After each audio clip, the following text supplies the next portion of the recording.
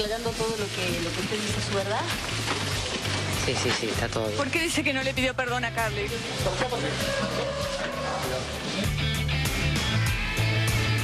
La nena se murió a los 100 minutos. Porque se estaba desangrando toda. Le dio puñaladas por la cabeza, por la espalda, por las piernas. Estaba toda bañada en sangre. Hace un mes que no tenemos contacto con nuestra fiscal y estamos pidiendo, y bueno, y ahora cuando venga de su carpeta psiquiátrica, lo primero que tienen que hacer antes de tomarse la vacación es entrevistarse con nosotros.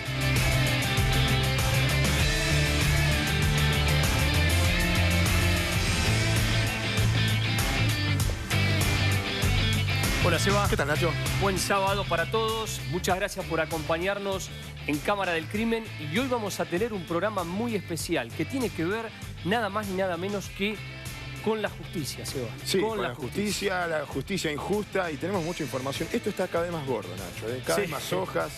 Y por supuesto vamos a estar con Miguel Paradiso, porque él va, además de dejar el saco, como lo está haciendo ahora, porque ya es una costumbre. Saco cruzado el tipo. Exactamente. Va a darle su mirada, obviamente artística, a uno de los tantos casos que vamos a tocar. Y como están viendo ya en la gigantografía, hoy vamos a hablar de la justicia. La justicia que muchas veces por soberbia, muchas veces por no tener sentido común, otras veces bajo la excusa de las cuestiones técnicas, los dejan a ustedes en pampa y la vía, porque no hay otra palabra que podamos utilizar para definir cuando una persona queda absolutamente desguarecida. Por eso hoy vamos a arrancar con un tema muy sensible: los jueces, las causas y sobre todo las víctimas sin justicia.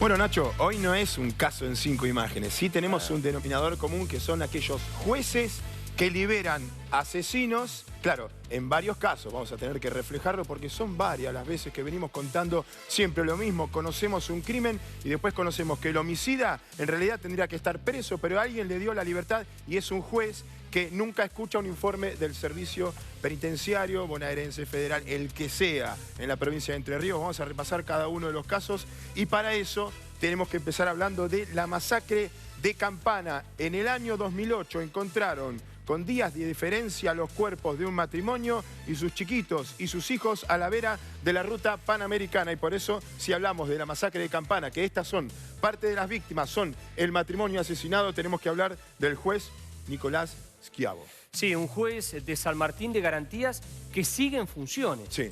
Porque no lo pudieron echar a través de un jury de enjuiciamiento. Pará. ¿Viste lo que dijiste? Sí. Siguen sus funciones. Después de función. repasar todos los casos, vamos a ver cuáles son los que tuvieron que hacer un paso al costado y cuáles son los que siguen en sus funciones. ¿A quién dejó en libertad este hombre? A Ángel Fernández, 41 años, que había sido condenado, no los estamos cargando, 25 años de prisión por violación y homicidio.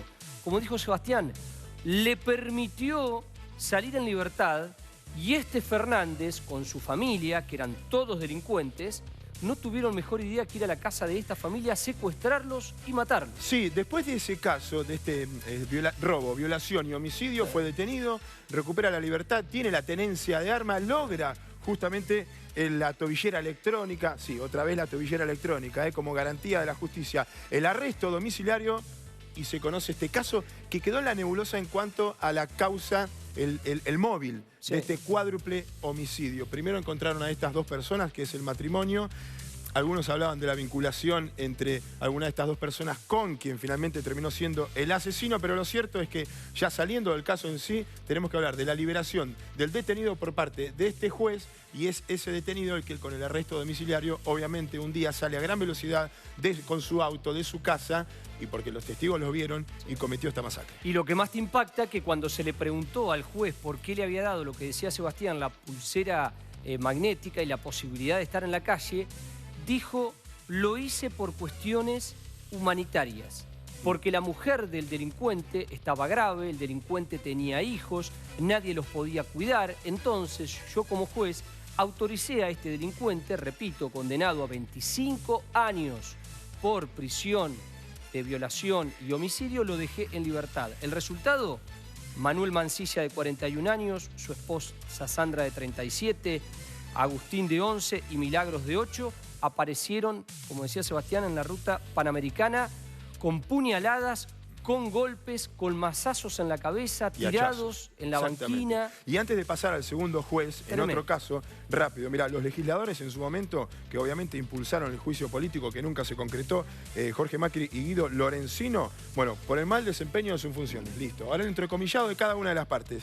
La Comisión Bicameral de Enjuiciamiento de la Magistratura desestimó justamente este juicio porque no hay elementos que probaran que actuó fuera de la ley. Es decir, que siempre hablan de que las herramientas las tienen, actúan dentro de la ley. Pero bueno, el criterio, después nos vemos con el criterio, nunca lo tienen. Lo cierto es que le dan la libertad. El Colegio de Magistrados dijo, los jueces, escuchen bien, no pueden ser denunciados y menos removidos por discreparse con el contenido de sus sentencias. Y recién decías algo que dijo el mismo Schiavo, el juez, dijo, cometí un error, claro, puedo equivocarme, soy ser humano, pero siempre dentro del marco del derecho y la ley. Nosotros no hacemos justicia divina. ¿Quién es este hombre? Bueno, este es otro realmente muy polémico, que además, debo decirles, es el juez Axel López, el juez de ejecución penal de la ciudad de Buenos Aires, un juez que zafó del juicio político también, que tuvo la cobertura del kirchnerismo en su momento, que lo defendió nada más ni nada menos que Eugenio Zaffaroni, el ex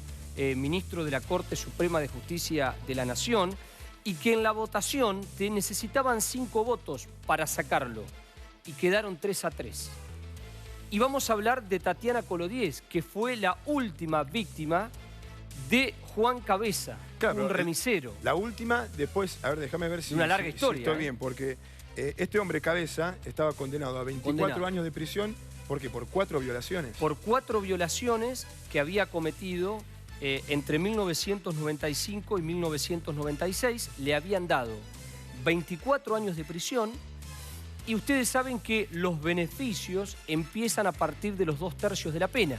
Entonces, el juez de ejecución penal hizo la evaluación, lo dejó en libertad al remisero. ¿Qué hizo el remisero? Simple, se fue a otra jurisdicción, se fue a la zona de Resistencia, Chaco. en Chaco. ¿Y qué hizo? Volvió a trabajar de remisero, porque es el ámbito que él conocía, sacó un carnet falso en la municipalidad de Puerto Vilelas, que es un pueblo muy cercano a Resistencia, Chaco, y una noche, él tenía prohibido trabajar, una noche se volvió a subir al remis, llevó a la chica, la violó y la mató. Sin embargo, el juez Axel López, que ustedes lo están viendo, zafó. Sí, ¿sabes por qué no tenemos a Axel López? Porque tenemos que ir a Rossi. Son tantos los jueces que cometen esto, que cometen no sé qué iba a decir, porque no es un delito, están avalados por la justicia, por las herramientas que tiene, pero el criterio no les da. A veces nosotros vemos con sentido común que decimos, bueno, si tiene todos estos antecedentes, este detenido, ¿por qué?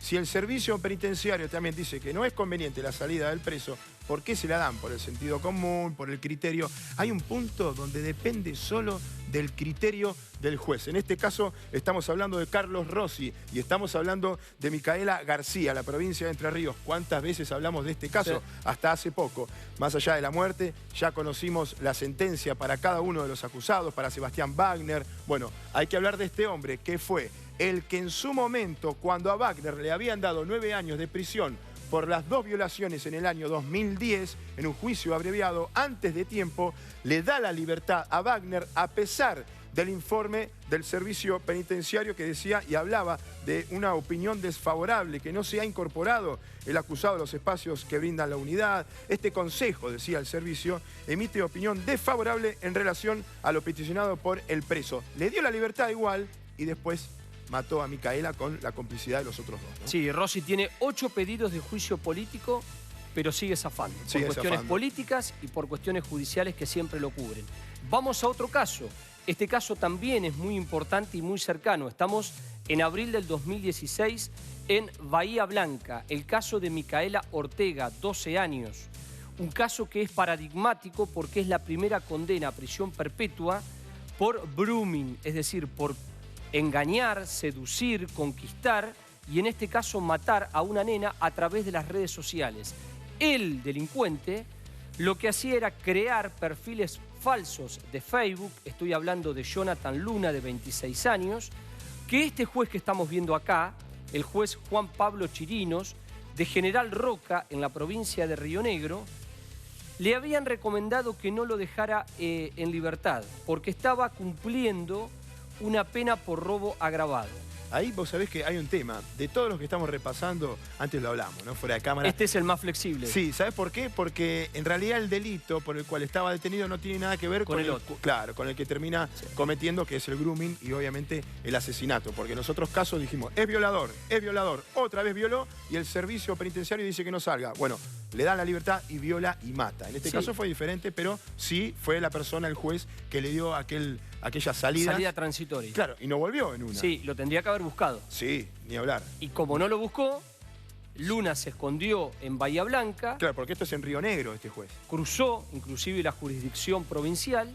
se escondió en Bahía Blanca, generó una nueva pareja, siguió teniendo esta metodología de los Facebook y terminó asesinando a Micaela Ortega, asfixiándola y estrangulándola. Pareja que usó para estar prófugo, ¿eh? No había amor, no había nada. Una mujer mucho más grande. Claro, sí, ella lo explicaba. Pero bueno, vamos a pasar finalmente al caso que tanto mencionamos esta semana y estamos hablando del asesinato de Abril, ¿eh? Esta chiquita en la zona de Ringuelete, en el Partido de La Plata. Estos delincuentes, este es el video que tanto vimos también, estos delincuentes que primero quisieron robar ahí en la calle 510 a este auto, Nacho, y después cruzaron a donde estaba la familia, directamente entrando el matrimonio con las dos chiquitas, Abril en el medio, en la parte de atrás, delantera, trasera derecha, la puerta, por la cual atravesó ese balazo que le pega en la frente. Sí. Pero este hombre, este delincuente, después Pepito, que tenía y tiene antecedentes penales, debería haber estado preso hasta el año que viene. Hasta julio del 2018. Venía cometiendo delitos 2004, 2005, 2010, 2012, 2014, 2015, 2017. Y tendría que haber salido recién en julio del 2018, lo dejaron salir. Y además se repite, en este caso, Sebastián, a diferencia del anterior, la metodología, porque las condenas a este hombre y las causas eran todas por tentativas de robo, hasta que generó robo y después vino con un robo agravado que es la muerte. Entonces, acá el juez no puede decir que no sabía que podía agravarse. Más aún en realidad lo que decís, porque tentativa de robo, robo y tentativa de homicidio, el último. Ya fíjate que está en juego la vida de otra persona, en esa zafó, pero no zafó Abril. Y este juez ya venía con la masacre de Hudson. Fue la persona que le había dado la libertad también al hombre que termina cometiendo la masacre de Hudson, también un cuádruple homicidio en su momento, bueno, una expareja, una hija también en el medio, un hermanastro. Ese mismo juez le había dado a aquel acusado de aquella masacre la libertad también. Aquel acusado tenía también una detención por otro delito. Bueno, otra vez se repite lo mismo, el juicio político, el jury que nunca llega, que hay que tener ciertas condiciones. Ahora están viendo en el caso Abril si realmente el juez actuó dentro de la ley, porque es el fiscal el que también tiene que estar en el medio de esta situación de analizar, bueno, la libertad que se le puede dar condicional en algunos casos, las salidas transitorias. Bueno, es tremendo, ¿no? Porque ya... ¿cuántos? A ver, dijimos 5 casos. 5 casos. ¿Cuáles son los casos en los que los jueces fueron separados? Ninguno. ¿Ninguno? No, inclusive Nicolás Villafañe, que es el último que estuvimos hablando de La Plata, ahora también hay que empezar un largo proceso para intentar removerlos. Y además, en la provincia de Buenos Aires, el mecanismo de jury contra los jueces es distinto al del Consejo de la Magistratura Nacional. En este caso, se forma una comisión especial con un grupo de legisladores que tienen que ser abogados y abogados de la matrícula. Y esos son los que tienen que juzgar al juez en el ámbito de la provincia de Buenos Aires. Se repite lo mismo, toda la misma mecánica, lo que decíamos en el inicio del programa. Estamos frente a jueces que son extremadamente soberbios, no escuchan los informes penitenciarios de asistentes sociales, psicólogos y psiquiatras, etcétera, que son vinculantes, que no son obligatorios. Estamos frente a jueces que no son garantistas, porque garantistas es defender los derechos de la víctima y del victimario. Están en la rama abolicionista, que no es lo mismo que ser garantista. O directamente estamos en personas que son meros burócratas, que a veces leen los expedientes que a veces no lo leen porque están tapados de trabajo, porque no tienen ganas, que a veces solamente firman una hoja porque el que hizo el trabajo en realidad fue el secretario. Sí, ¿Frente pero a qué el servicio te está abriendo los ojos, te está diciendo no lo saques. ¿Sí? Ah, ¿por qué no lo saco? Voy a leer, tengo que leer todo esto. O sea, es no darle bolilla directamente al informe. El otro día lo conversábamos con un senador de la provincia de Buenos Aires que nos decía que va a ser el que va a presentar el proyecto, el senador Alam del PRO. Él decía, bueno, ahora lo que hay que cambiar es la ley de fondo y que los informes empiecen a ser vinculantes. Sí. Que el juez no tenga la potestad absoluta de resolver por su criterio. Estamos hablando de injusticia, claramente, en todos los casos que le hemos mostrado con Sebastián. Realmente tremendo, triste, grave y lo veo difícil que cambie. Bueno, vamos a dar una vuelta de página. Lamentablemente hay que hacerlo así, lo repasamos y ya sabemos cómo terminó entonces la historia con cada uno de estos jueces. Bueno, Nacho, ¿a quién tenemos ahí? Este es un personaje muy conocido, porque tengo que decir algo. A ver, Cámara del Crimen es un programa de televisión, pero nosotros, desde Cámara del Crimen, desde hace mucho tiempo, desde el 2014 que empezamos a trabajar aquí, tomamos una bandera muy difícil, que era la bandera de nada más ni nada menos que golpear a aquellos que están protegidos. Y uno de los golpes nuestros fue dirigido siempre a los curas pedófilos, aquellos que cuentan con cobertura política, con cobertura judicial, pero que cuentan también con la cobertura de la Iglesia. No la Iglesia argentina solamente, con la cobertura de arriba del Vaticano. Es poder. Eso es poder de verdad, es Sí. poder real, es poder real. Y uno de los que nosotros hemos marcado y que viene zafando, porque realmente viene zafando por toda esa cobertura que tiene, es nada más ni nada menos que Justo José Larraz. Hace 30 años que este tipo está dando vueltas. Pará, iba a venir el juicio Sí. y se suspendió. Ahora vamos a repasar cómo es la situación. Pero es decir que va a seguir zafando por lo menos por algunos días. Sí, es raro. Tenía que empezar el juicio en los tribunales de Paraná este lunes, a las 9 de la mañana. Iba a ser un juicio que se iba a desarrollar entre noviembre y diciembre. Las denuncias empezaron en septiembre del 2012, es decir, la vienen estirando bastante. Todo empezó con la denuncia de la revista Análisis, que es una revista muy buena de investigación de Entre Ríos. El procurador de la provincia por entonces, Jorge Amílcar García, actuó de oficio y dijo: hay que hacerle un juicio a este tipo por los delitos graves.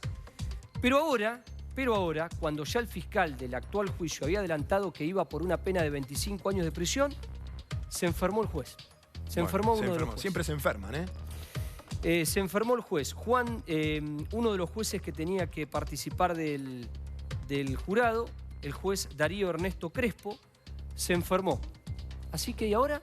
Y va a seguir adelante y hasta el año que viene seguramente no va a haber novedades. Y si hablamos entonces de este hombre, tenemos que hablar de las víctimas. Y una de las víctimas es Fabián, que hoy tiene 42 años, pero que en su momento fue chico y fue abusado cuando estaba en séptimo grado, allá por fines de los 80. Vamos a repasar el instante su testimonio, pero Fabián obviamente tiene una vida, tiene una historia, está casado, tiene hijos, fue abusado y además tiene las agallas para justamente sentar en el banquillo de los acusados a este hombre, él y el resto de los denunciantes, y tiene las agallas para venir a Cámara del Crimen y contarnos su historia. Vamos a conversar con Fabián porque hay un dato muy importante en esta historia.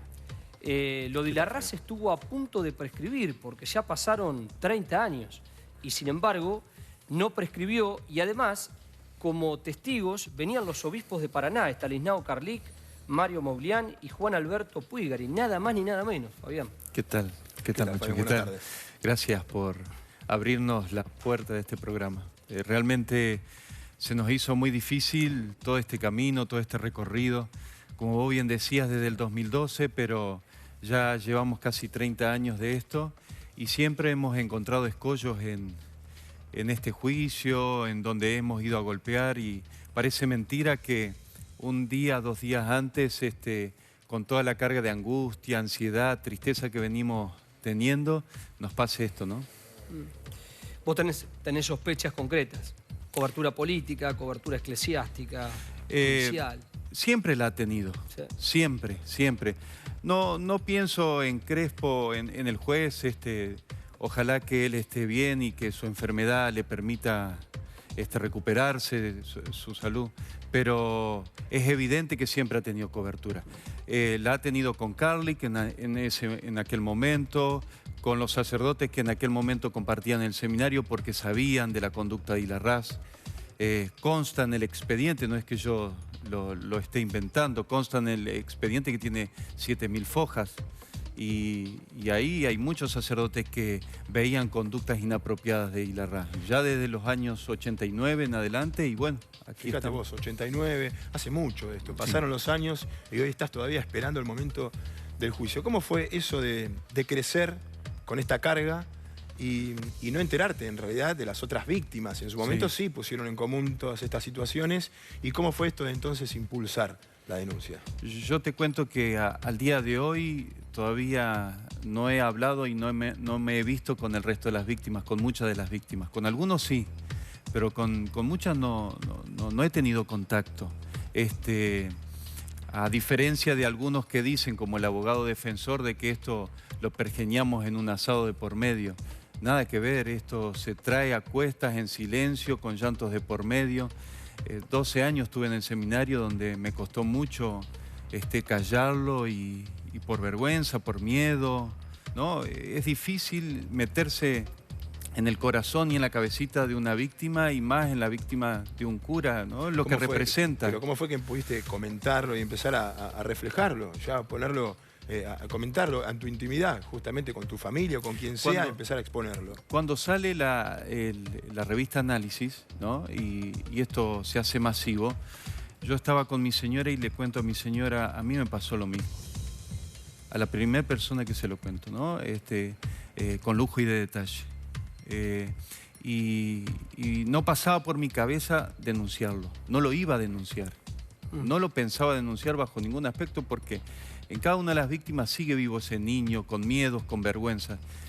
Y ella me dice, no, pensá que esto le pudo haber pasado a tu hijo o a tu hija. Esto no se puede callar. Entonces, ahí tomé el puntapié, esa fue mi fuerza para después contárselo a mi hermano y bueno, y después seguir adelante, ¿no?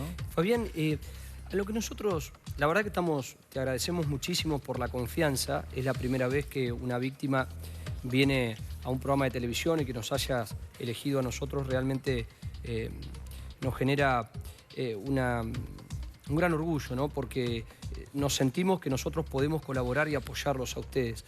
Por eso es muy importante en este caso contar las metodologías, porque tu historia empieza en 7º grado y él va y tiene una actitud rara con tus papás. Sí. Va y los intenta convencer de qué. Sí. En 7º grado yo estaba en la primaria todavía, no en el seminario, ¿no? Entonces yo era muy allegado y era para mí casi un abuelo, el sacerdote de mi pueblo. Claro, una confianza absoluta. Un ejemplo, claro. Un ejemplo. Jamás un insulto, jamás nada. Es decir, vivía arriba del auto de él, era su monaguillo. Y con él habíamos decidido ir a otro seminario, a otra congregación. Y de pronto cayó Hilarrás, yo lo encontré en la escuela y cuando volví a mi casa lo encontré en la mesa de mi familia. Y después mi mamá me dice, bueno, me reúne con mi papá, me dice, bueno, vas a ir al seminario de Paraná. El padre Hilarrás nos asegura de que ahí es mejor, que está más cerca y que bueno, así que lo decidieron de mutuo acuerdo y ahí fui a parar, ¿no? Esa actitud no me gustó de parte de él, obviamente, fue la primera actitud desleal. Y me lo hizo notar el cura de mi pueblo. ¿Por qué? Que era como un lobo que elegía el cordero. Sí, pero claro, es como robar, pescar en la pecera, como criollamente se dice, ¿no? El sacerdote me lo reprochó porque me vino preparando durante muchos años, desde que tenía 6 años yo estaba con él. Y de pronto y porrazo me fui a otro lado, yo sin saber por qué, ¿no? Y bueno, después, como vos bien decís, Nacho, la metodología. En el seminario, ya en primer año, en el año 88, 89, 90, donde sucedieron la mayoría de los abusos, 91, él te iba captando de a poco, ¿no? Se acercaba con caricias, con abrazos, se sentaba al pie de tu cama, al costado, te hablaba, te acariciaba. Y ese era el primer acceso que él tenía. Claro, manejaba la combinación de la autoridad con la confianza, lo que representaba para vos. Ahora, fíjate en qué momento lo hacía. Él no aparecía en el dormitorio a las 4 de la tarde, a las 8 de la mañana. Él aparecía a las 12 de la noche, cuando todo estaba apagado, 2:20. A las 11, cuando adolescentes como nosotros, niños como nosotros de 12 años, ya estábamos dormidos prácticamente, cansados de todo un día de juego, de trabajo, de estudio. Sí, estabas vulnerable, medio entre sueño. ¿Y a partir de ahí él empezaba a generar este tema del grupo de confianza? Sí, y a partir de ahí avanzaba cada vez más. Pero con, entre comillas, elegidos, con algunos nada más. Con los más vulnerables. Mirá vos. Él recorría las familias y sabía qué padre era alcohólico, qué padre era violento, qué familias tenían... ¿Vos estás diciendo que hacía estudios de la familia de la víctima? Sí. Y a tal punto pergeñaba todo su actuar que hay víctimas que relatan que al salir del seminario, es decir, teníamos una salida cada 2 o 3 meses a nuestra casa los sábados y los domingos, ¿no? Salíamos viernes a la tarde y volvíamos los domingos. Entonces una de las víctimas cuenta puntualmente de que iba con toda la intención de contarle a sus padres. Sí. Y cuando llega a su casa estaba el cura almorzando con su familia. Él era el único que podía tener acceso a la confesión. Es decir, él se mostraba como la opción.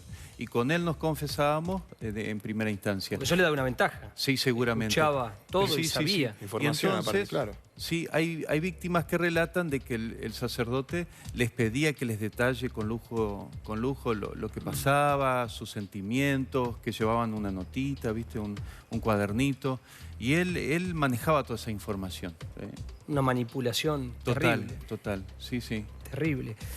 Hay otro punto también que hemos leído en el expediente que tiene que ver con el pacto de silencio. Sí. El llevar a la víctima hacia una capilla, colocarlo frente a una virgen, nada más ni nada menos, y obtener de esa manera una sumisión, un pacto, un silencio, para que nada se supiera. ¿Cómo era esa maniobra? Eso lo hizo puntualmente con alguna de las víctimas. Cuando vos hablabas de metodología, algunos supimos poner freno en algún momento y otros no. Y otros hasta muchos años después no le pudieron poner freno a este abuso, ¿no? Entonces, después de esto, él te invitaba a su habitación. En su habitación sucedían muchas cosas. Vos tenías acceso a comida que no se tenía, a bebidas que no se tenían, a regalos que no tenía el resto de los alumnos, ¿viste? A premios que el resto de los alumnos no tenían. Podías salir de la ciudad, podías ir a ver un partido de patronato, podías hacer muchas cosas si accedías a todo esto. Cuando el cura veía que alguna de sus víctimas estaba a punto de quebrarse, de salirse, él te llevaba a la iglesia, a la capilla que estaba ahí inmediatamente y frente a la imagen de la Virgen prometían una amistad. Terrible. Siempre tenía un recurso más para mantenernos en ese círculo. Siempre había uno. Lo miserable de este hombre es tremendo. por el tema de la comida, ¿no? Cuando lo sometía a eso, darle como un premio, ¿no? Son parte de nosotros. ¿Cómo le pusiste freno? Porque recién hablaste de algunos que supieron hacerlo y otros que no. ¿Cómo hiciste? Yo creo que me ayudó mucho la imagen de este sacerdote que tuve en mi pueblo. Yo ya tenía una imagen de sacerdote. Yo sabía cómo era el sacerdote. Y este hombre me resultó muy extraño. Y lo que me empezó a hacer y lo que me hizo no cuadraba dentro de los parámetros que yo tenía. Aparte, muchos éramos niños inocentes, fuimos muy inocentes y de campo, ¿viste? De campo adentro, de Entre Ríos, acostumbrados a trabajar con nuestros padres. Entonces esas actitudes que veíamos del sacerdote nos resultaban muy, pero muy sospechosas, ¿no? Entonces ahí pude ponerle freno, porque me causó mucho repudio, mucha... ¿Qué edad tenías y qué le dijiste? 12, ¿Cómo reaccionaste? 12. Yo no dije nada, lo único que hice fue retirarme y él notó la extrañeza mía y me dijo, mirá Fabián, no basta con que seas bueno, tenés que ser muy bueno. Se paró y se fue, después de que accedió, digamos, ¿no? ¿Cómo dijo? Fabián, no basta que seas bueno, tenés que ser muy bueno.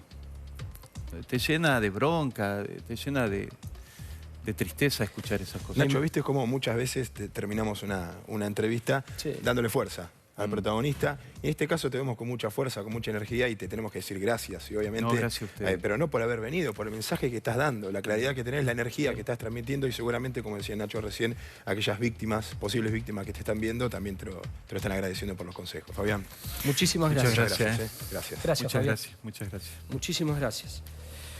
Bueno, creo que, Sebastián, te digo, con Sí. la experiencia que hemos tenido con Ricardo y ahora lo que estamos empezando con vos, te puedo asegurar que debe ser una de las charlas más sinceras, más abiertas y más profundas que hemos tenido con una víctima desde que empezamos a hacer este programa en el 2014. Sí, sí, porque los casos, bueno, 2014, los casos son sucesivos, hay muchos. Recién le decíamos a él que le dé un mensaje a las personas que tal vez son víctimas también de un sacerdote abusador, y por eso nosotros también tenemos que repasar otras informaciones, obviamente, siempre en el mismo tema, porque hay otros casos que van surgiendo, que están en la nebulosa, que se concretó la denuncia, pero después no se puede llevar a cabo el juicio, como en este caso. Todavía estamos en veremos. Tenemos que hablar del colegio Cardenal Newman, porque hay un sacerdote. Ahora vamos a repasar un comunicado que las autoridades de esa institución tuvieron que darle a la sociedad en general, no solo a los padres de esos alumnos de esa institución, sino a la gente en general. Ahora lo vamos a leer porque uno de ellos fue separado. Está acusado, fíjate vos, de situaciones irregulares con alumnos, expulsado del colegio entonces Newman. El comunicado de la Dirección General dice que el padre Luis Lenzi ha sido exceptuado de las tareas que desempeña en el colegio debido al incumplimiento del código de conducta de la institución. Sinónimos, buscan maneras y palabras para tratar de explicar algo que no saben cómo hacerlo. Luego de haber tomado conocimiento de situaciones irregulares que tuvieron lugar en espacios abiertos y que fueron advertidas por personal del colegio, se ha decidido su apartamiento. Un posible caso de abuso. Sí, lo que dicen concretamente de Lenzi es que una empleada de limpieza de la institución, es el colegio Newman, donde fue el presidente Mauricio Macri, donde fueron algunos integrantes del actual gabinete, y donde ustedes recordarán que acá en Cámara del Crimen estuvo Rufino Varela, claro, que él también denunció a un sacerdote irlandés, el padre Alfredo, de también haberlo sometido sexualmente, Seba. Sí, en abril se ventilaron aquellos casos. Mirá, el Instituto Próbolo, de nuevo, acusados de abuso sexual con acceso carnal agravado y corrupción de menores. Bueno, siguen los allanamientos en el Instituto Próbolo, siguen los allanamientos, siguen entrando a cada uno de los rincones. Bueno, es muy larga la historia. No sé. Esto empezó, aunque a ustedes les parezca mentira, en noviembre del 2016. Ya se va a cumplir un año. ¿Te acordás en Mendoza? Que después también estuvimos trabajando en el Próbolo de La Plata. De La Plata. Y todavía vos sabés que en este lugar no se puede entrar al famoso sótano. Bueno, por donde eso. Los chicos dicen que hay un túnel, donde ya hablamos de también un pasadizo que había en el primer piso. Ahora fue una chica, una víctima de 22 años durante esta semana, y dijo, por ejemplo, que hay hasta frascos con fetos humanos. Tema tremendo. Muy, muy delicado, pero a medida que la chica caminaba con el fiscal, con los abogados, iba contando en detalle y no se equivocó en nada. ¿Qué pasa con Graci? Pues ya estoy perdidísimo, que el 2x1, ¿cómo siempre fue beneficiado? Mirá, Graci está condenado a 15 años de prisión. A ver, él solamente estuvo preso 3 años, 9 meses y 20 días. Le falta cumplir a Graci todavía 9 años, 4 meses y 20 días. Él podría salir en libertad el 10 de agosto del 2026. Pero hay una cuestión técnica, muy jurídica, muy pesada, que la vamos a tratar de explicar de la manera más fácil. La Cámara de Apelaciones aceptó un recurso de los abogados, tuvo que votar la Cámara de Apelaciones y el voto fue 2-1. Es decir, hay 2 jueces que están a favor y 1 que está en contra. El problema es que el abogado querellante, Juan Pablo Gallego, a mi criterio, marcó 3 puntos que me parece muy importantes. El primero, la ley del 2x1 ya está derogada. Claro. Es decir, no va con Graci. Punto número 2, no puede aplicarse este tipo de beneficio a aquellos que tienen condenas firmes. Graci ya tiene una condena firme. Y no se puede aplicar con aquellos que son reincidentes por otros delitos. Graci ya tiene un delito con condena en otra causa por desvíos de fondos públicos. Es decir, lo que hizo la Cámara de garantías de Morón, desde el punto de vista técnico es ilegal. Así que todo esto se va a discutir en la Cámara de Casación, que es el tribunal penal de alzada más alto que tiene la nación. Pero ha encendido las alertas porque vos imaginate, Sebastián, recién hablamos con Fabián, ¿qué pueden estar pensando los chicos que denunciaron a Graci? Sí. Cuando este es otro tipo que sigue siendo sacerdote, porque la iglesia no lo echó a Graci. Graci está preso, pero sigue siendo sacerdote. Y hasta sigue usando toda la ropa del sacerdote. Y hasta sigue confesando, da misa. Una gran cuenta pendiente. Bueno, Nacho, vuelta de página. Vuelta de página. Si se puede, ¿no? Porque ha sido realmente muy duro lo que nos ha tocado hablar con Sebastián. Voy a ir para el... Mandale para saludos el depósito. Al flaquito. El flaquito. A ver, ahora te digo cómo está acá este muchacho. A ver. Lo veo con la cabeza baja. No serás de River vos, ¿no? Me hiciste entrar en duda. Me había dicho que era de Boca, pero me parece que es de River y está así desde el domingo pasado cuando les ganamos en el Monumental. Acá hay varios que se están quejando detrás de cámara. Estamos aquí en el depósito para una sección que es la sección de notas. Una sección de notas muy particular, donde hoy, por ejemplo, vamos a hablar de un caso donde no fue perpetua porque estaba enamorado. No fue perpetua porque estaba enamorado. Qué raro esto, ¿no? Y vamos a ir a la barrida de esta sección de notas.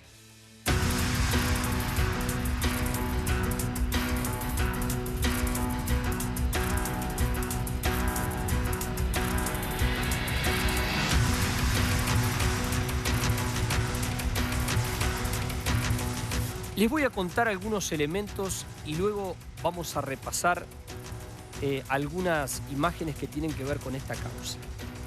Brian Montenegro, 22 años, mató a puñaladas a su pareja, Débora Díaz, de 28 años. Esto sucedió el 2 de febrero del 2016 en Pilar.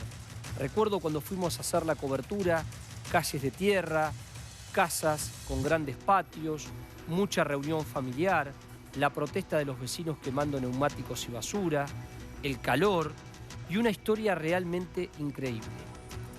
Él tenía una orden de restricción por violencia de género. No podía acercarse a ella. Sin embargo, se acercó. Este es el escenario.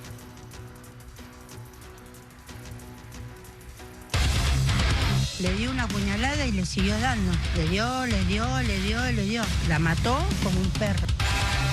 La mató como un perro. Vos pensá en tu hijo que tenés con ella y me decía, no me importa nada, la mato a ella y después me mato yo, decía.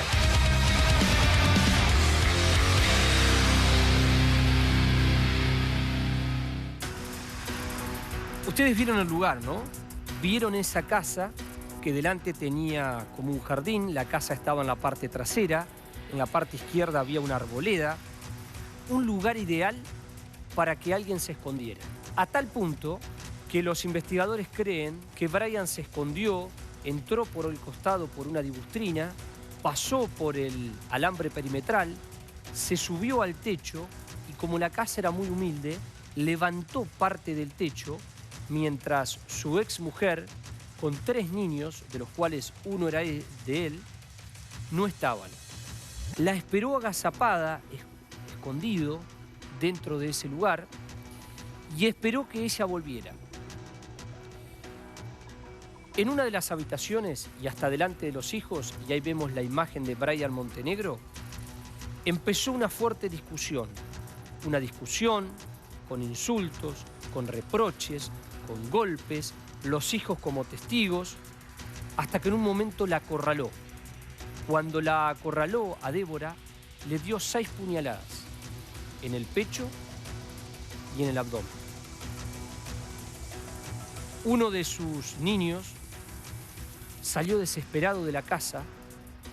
La casa estaba cerca de la esquina, giró y fue corriendo por la calle de tierra hacia la otra cuadra, porque en una casa que tiene un patio muy grande vive la abuela y el resto de la familia. Le dijo, abuela, vení, que están atacando a mamá. cuando la abuela llegó, se encontró con Débora, que ya había sido asesinada. Hay otra cosa que la tengo que decir. La ambulancia tardó más de 30 minutos en llegar. Quizás le hubieran salvado la vida. Miren lo que contaba la familia cuando estábamos en el lugar haciendo la crónica. La amenazaba con muerte, solo con muerte, te voy a matar, te voy a matar, te voy a matar. Primero me decía, me quiero morir, me decía, después me decía, la voy a matar a tu hermana, la voy a matar, me decía, yo le decía, no, ayer fue. ¿Qué hora fue eso? A las 2 de la tarde. ¿Y esto sucedió alrededor de las 7 más o menos? 7, 8 de la de ayer. Y yo le decía, no, no le hagas daño, que ella tiene hijo, pensá en tu hijo que tenés con ella. Y me decía, no me importa nada, la mato a ella y después me mato yo, decía. Tengo tanta bronca que lo voy a hacer breve. El Tribunal número 4 de San Isidro dijo que no fue femicidio. Le dio 22 años de prisión por homicidio calificado por el vínculo, pero bajo emoción violenta. ¿Por qué? Porque los jueces Federico Henke y Osvaldo Rossi le creyeron a Brian. Brian dijo que la víctima estaba esperando un hijo de otro hombre que era un policía y que mantenía una relación paralela y a él se la ocultaba. Por lo tanto, para estos jueces se ganó el derecho de ir y de matar a su exmujer por esta bronca. Montenegro dijo en el juicio que la mujer se burlaba. Sin embargo, el juez Hernán San Martín, que es el que votó en contra, es el que aplicó el sentido común que tanto le falta a la justicia. Dijo, hay mensajes de textos cruzados. Él le decía que el policía le engañaba con otra mujer y hasta le decía que era fea. No lo condenaron por femicidio porque estaba enamorado. Me voy para allá porque me da vergüenza ajena. Déjame ir al fichero. Me voy a sentar un rato. El fichero, porque siempre tiene algo el fichero, o siempre me dejan algo. Claro, en este caso, vamos a ver, porque tenemos uno de los tantos casos que, bueno, los padres incluso vinieron acá a Cámara del Crimen, tocamos varias veces, estuvimos, por supuesto, trabajando en el lugar de los hechos, que es en la ciudad de Mar del Plata. Playa Serena, puntualmente, es la escena del crimen. Estamos hablando del homicidio de Lucía Pérez. Recordemos esta adolescente, esta joven de 16 años que fue asesinada. En un primer momento se habló de aquel reflejo vagal, que es una reacción del cuerpo después del empalamiento. Es un término que tenemos que usar porque también lo hizo la fiscal del caso, la fiscal de instrucción número 8 de la ciudad de Mar del Plata, María Isabel Sánchez, para explicar cómo la asesinaron. Bueno, en el marco, obviamente, si hablamos de ese término, de un abuso sexual y también de las drogas, porque paralelamente a este caso, recordemos que hablamos de jóvenes y bandas que están dedicadas a ir a la puerta de los colegios de la ciudad de Mar del Plata, a la entrada y la salida de los pibes de esos lugares para captarlos, convencerlos, hacérselos amigos, hacérselos novios para después captarlos finalmente para venderle droga y que sean sus clientes, y así están en todos los colegios. Se habló de esa investigación paralela a la muerte de Lucía Pérez. Y justamente tenemos que hablar de los acusados, de Matías Farías, que tiene 23 años, que es el dueño de la casa donde finalmente mataron a Lucía. De Juan Pablo Ofidani, tiene 41. Fíjense las edades, 23 por un lado, 41 por otro, y ahora hablamos de un hombre de 61, Alejandro Maciel, pero en este caso ya este hombre está detenido en su casa, otra vez, el arresto domiciliario por encubrimiento agravado y abandono de persona. Recordemos que ellos, los otros dos, están acusados de abuso sexual seguido de muerte agravado por el suministro de estupefacientes en concurso ideal con femicidio, encubrimiento agravado y abandono de persona. ¿Por qué abandono de persona? Porque la mataron y después la dejaron en una salita de urgencia, una salita ahí de la zona de Playa Serena, y se fueron. No, se descompuso, estuvo consumiendo drogas con nosotros y se fueron. Ellos se fueron, después fueron detenidos y después fue cuando la fiscal habló de este, bueno, empalamiento como la causa de la muerte, pero ahora parece que eso no se puede determinar a partir de la operación de autopsia y del trabajo de los médicos forenses, y hablan de una causa de muerte de asfixia por el suministro de drogas. Este caso sigue sin justicia porque la fiscal se tomó licencia psiquiátrica. Después va a seguir con su licencia, las normales, las ordinarias, las vacaciones. Y la Fiscalía número 8 va a tener que disolverse. No se sabe qué es lo que va a pasar, pero las causas se van a ir repartiendo con las otras fiscalías. Va a llegar un momento en que esto tiene que ser elevado a juicio. No se sabe hoy qué es lo que va a pasar con esta causa, porque la causa de la muerte también se dice que es otra a la original que había dicho la fiscal. Vamos a ver el informe de nuestros compañeros Hernán Serio y Carlos Mas, que son los corresponsales de Mar del Plata y son nuestros compañeros los que estuvieron recorriendo la zona junto a los padres de la víctima. Tuvimos 40 minutos en un proceso de reanimación cardiovascular, pero bueno, ya no tuvimos nada que hacer, ya entró fallecida la nena.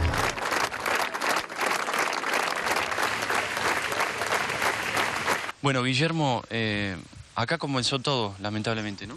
Sí, sí. Acá en esta esquina, en este portón, este Siempre Verde, empezó todo. Ejemplo, de acá se la llevaron.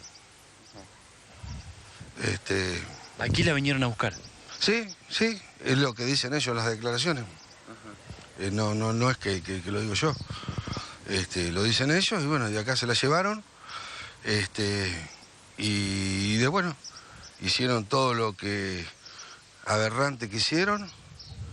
Y después la dejaron en la sala ya de ejemplo de primeros auxilios. Lo que siempre nos extrañó a nosotros es que ella salió por algo, ¿no? Hasta acá, estamos acá cerca de mi casa, ¿no? Incluso dejó, como siempre decimos, dejó su computadora prendida, con su Facebook abierto.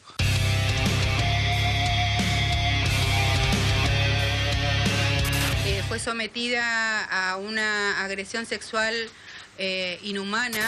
La sensación que tienen ante la posibilidad que, bueno, directamente la Fiscalía que está investigando el caso desaparezca. Es algo que no lo podemos creer. No podemos creer. Nos da mucha incertidumbre. Hay algo que está pasando que nos hace ruido. Nos deja totalmente intranquilo.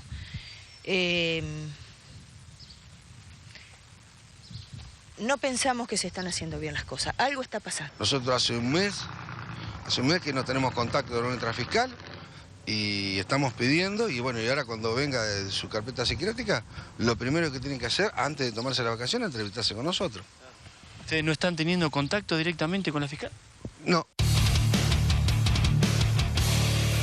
Lucía en muy malas condiciones deja de tener signos vitales. Eso alarma a las personas que estaban con ella. ¿Qué deciden hacer? Venir hasta aquí, hasta la unidad sanitaria Playa Serena, más al sur de Mar del Plata, buscando el auxilio médico. Finalmente aquí, en este lugar, se constata que Lucía falleció.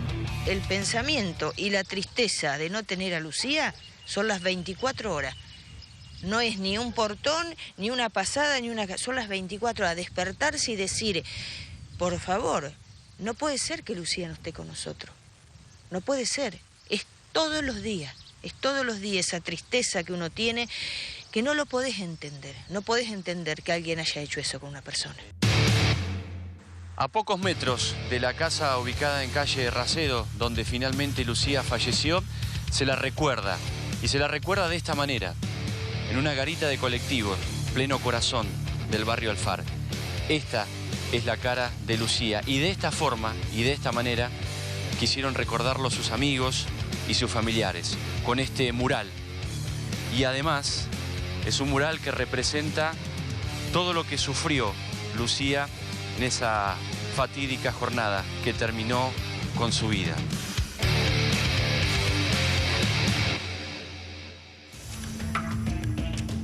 Bueno, veíamos el repaso finalmente de los lugares a los que fueron nuestros compañeros en la ciudad de Mar del Plata con los padres y veremos qué es lo que pasa con esta fiscal. Bueno, ya no va a volver, evidentemente, qué pasa con la Fiscalía 8 y qué pasa, obviamente, con la causa por la muerte de Lucía Pérez, que va y viene constantemente. Bueno, Nacho. Tremendo, es uno de los casos más importantes y terribles de los últimos tiempos, el caso de Lucía, ¿no? Bueno, volvemos siempre a lo mismo. Vamos a repasar ahora, Sebastián, los casos de actualidad. Sabés que hubo... Y volvemos siempre a lo mismo en la actualidad también, ¿eh? En la actualidad siempre seguimos hablando de lo mismo, ¿eh? Seguimos siempre hablando de lo mismo. Y tiene que ver con el caso Nisman. Ustedes me dirán, ¿pasaron 3 años? Sí, pasaron 3 años, efectivamente. Hay algunos cambios que se pueden dar en las próximas horas. Ustedes saben que Diego Lagomarsino está imputado directamente ahora por el fiscal Tayano de haber sido partícipe de un plan criminal donde el fiscal Nisman fue asesinado. El fiscal Tayano se apoya en el informe interdisciplinario de la Gendarmería Nacional. Lagomarsino tiene custodia de la Prefectura Naval, tiene en este momento una pulsera electrónica con GPS, debe informar si se desplaza más de 100 kilómetros de su casa, debe presentarse en el juzgado cada 15 días. Le hicieron un allanamiento de 13 horas. 13 horas, Nacho. 13 horas es mucho. Es tremendo. Es mucho. ¿Por qué? ¿Para qué? Para ponerle la tobillera, no. Se llevaron el celular, dicen, ¿no? Porque tampoco está claro. Documentación, salieron con varias bolsas y cajas. Es muy raro. Es muy raro todo eso. Si te parece, vamos ya a una pausa, un corte, y nosotros nos quedamos debatiendo. Vení, vamos a sentarnos. Porque esto no puede ser, Nacho.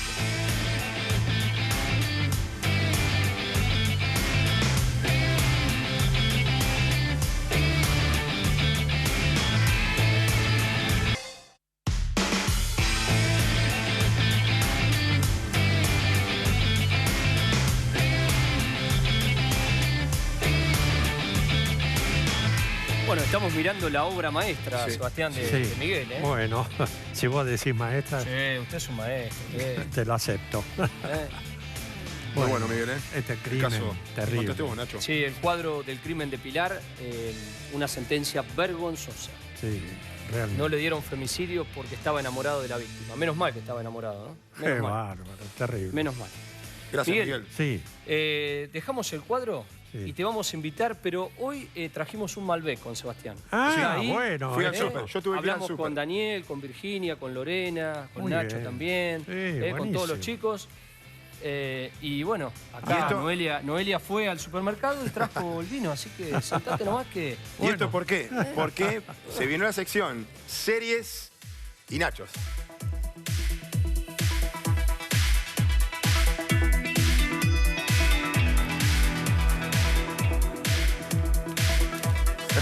Estoy en duda por dónde arrancamos. Si arrancamos por los nachos o arrancamos por el vino. Cada uno tiene su porción para no pelearnos como la semana pasada. Porque algunos nos comía todo. De que nos comimos todo. Estos son míos, Miguel, ¿eh?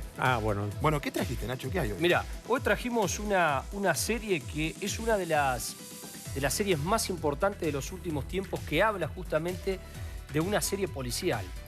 The Killing. Una de las series policiales más importantes porque es un investigador y su compañera que están buscando a una nena que está desaparecida. La nena está desaparecida en Seattle, en los Estados Unidos, hasta que en un momento la encuentran, luego de buscarla, y vamos a mostrar una parte donde la encuentra la familia. Muy dura. Igual el padre en plena ruta se encuentra con un operativo de la policía y claro, en ese momento quiere saber si es por su hija que tal vez ya está, claro. Miren, a ver, vamos a mirar esta parte de la serie. Ahí va.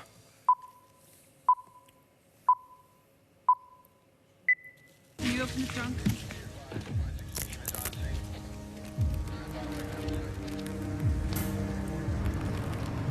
What is it? What's going on, Stan? Stay on.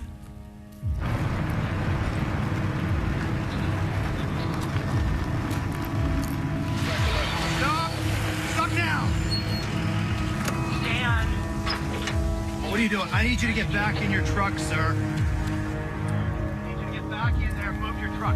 Stan! Hey, wait. Bill, sir. Stan, what's going on? Please, sir. Hey. Es el padre.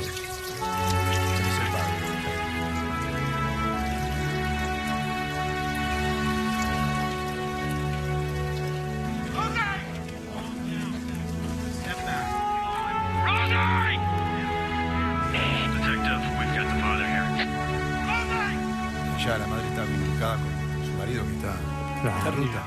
El teléfono queda abierto, en plena llamada. Y del otro lado ella va a escuchar, mira, los gritos y se va dando cuenta de qué pasa, ¿no? Just let me talk.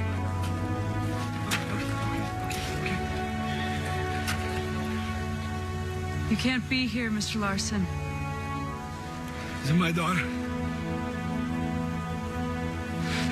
Is it my daughter? I'm sorry. You can't be here. No!